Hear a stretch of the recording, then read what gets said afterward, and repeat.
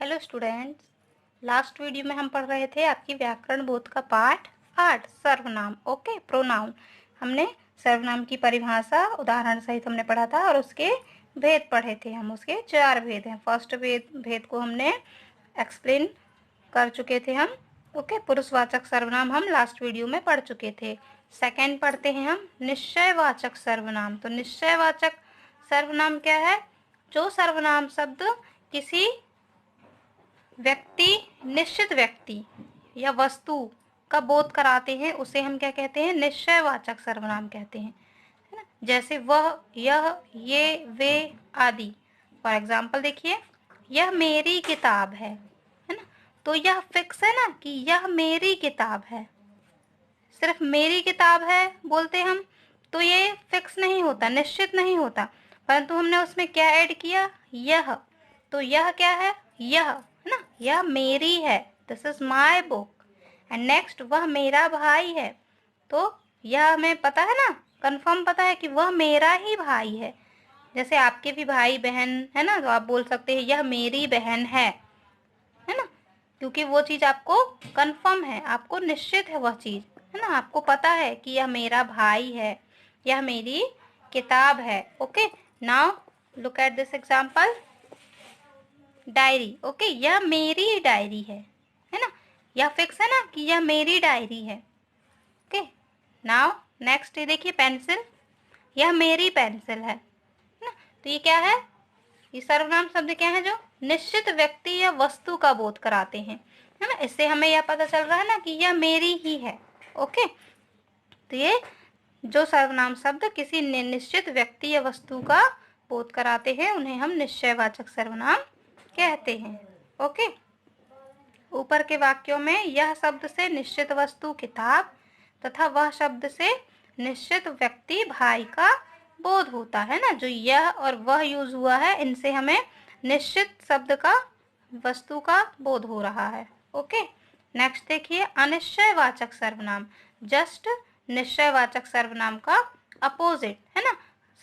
निश्चयवाचक सर्वनाम में हमें किसी निश्चित व्यक्ति या वस्तु का बोध होता है, परंतु अनिश्चयवाचक सर्वनाम में हमें क्या होता है? उसका हमें निश्चित व्यक्ति, वस्तु या स्थान का बोध नहीं होता, इसलिए वे क्या कहलाते हैं? अनिश्चयवाचक सर्वनाम कहलाते हैं। जैसे कोई, कुछ, किसी, किन्हीं आदि, है ना। फॉर एग्जाम्पल देखिए, बाहर कोई आया है। अब बाहर कोई, तो ये कोई शब्द क्या है? क्यों हमें कंफर्म नहीं है, हम श्योर नहीं है कि कौन आया है बाहर। नेक्स्ट, माता जी कुछ बना रही हैं। कुछ, हमें ये भी नहीं पता कंफर्म कि क्या बना रही हैं मम्मी, है ना। इसलिए ये शब्द क्या है? अनिश्चयवाचक है ना। जैसे आप कभी कभी लंच अपना नहीं देख पाते, आप लंच बॉक्स में क्या लाए हैं स्कूल में, कोई आपसे, आपका फ्रेंड पूछता है कि आप आज लंच में क्या लाए हो, तो आप बोलते हो ना, पता नहीं, मैंने देखा नहीं, है ना। तो ये क्या है? आपको कंफर्म नहीं रहता, आपको पता नहीं रहता है कि लंच में क्या है, इसलिए आप बोल देते हो पता नहीं, है ना। तो ये क्या है? अनिश्चयवाचक सर्वनाम, है ना। जैसे दरवाजे पर कोई आता है, नॉक करता है और हमें पता नहीं रहता कि कौन है, कोई पूछता है कि कौन आया, तो क्या बोल देते हो आप भी? पता नहीं, कोई आया होगा, है ना। तो वो कोई शब्द क्या है? अनिश्चयवाचक सर्वनाम है। ओके, या अनजान व्यक्ति से हम मिलते हैं, है ना, पहचानते नहीं है, कोई हमसे कुछ पूछता है ना, तो वो हम क्या बोल देते हैं कि कोई हमसे रास्ता पूछ रहा था। अब कोई, हम उसको पहचानते तो नहीं है, लेकिन हमसे उसने कुछ पूछा तो हमने बता दिया, है ना। इसलिए क्या है? ये अनिश्चयवाचक सर्वनाम है। ओके, यहाँ कोई शब्द अनिश्चित व्यक्ति तथा कुछ शब्द अनिश्चित वस्तु का बोध करा रहे हैं, इसलिए ये क्या है? अनिश्चयवाचक सर्वनाम। अब देखिए नेक्स्ट, संबंधवाचक सर्वनाम। अब संबंधवाचक सर्वनाम क्या है? कि जो सर्वनाम शब्द वाक्य की दो बातों में संबंध बताते हैं उन्हें संबंधवाचक सर्वनाम कहते हैं। संबंध में रिलेशन, है ना, कि जैसे जो, सो, वो, जैसा, वैसा, वह आदि। देखिए एग्जाम्पल, जो पढ़ेगा वह पास होगा।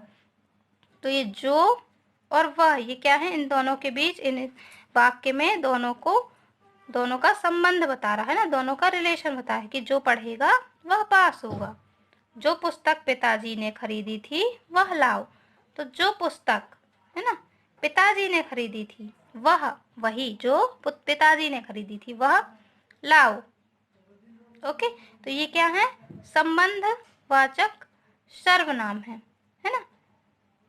या फिर हम बोल सकते हैं कि जो मैंने कल अपने लिए न्यू ड्रेस खरीदी थी, मैं आज वही पहनूंगी। वही में जो मैंने कल खरीदी थी, तो जो और जो वही शब्द है वो क्या है, उसमें संबंध बता रहा है ना, कि जो मैंने कल ही खरीदी थी अपनी न्यू ड्रेस, मैं आज वही पहनूंगी, है ना। तो ये क्या है, एक दूसरे में संबंध स्थापित कर रहे हैं, इसलिए ये है संबंधवाचक सर्वनाम। Okay students,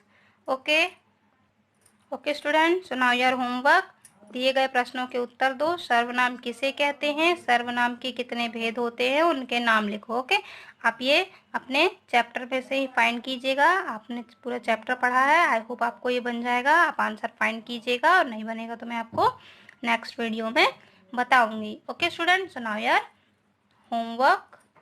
okay, bye bye, good day.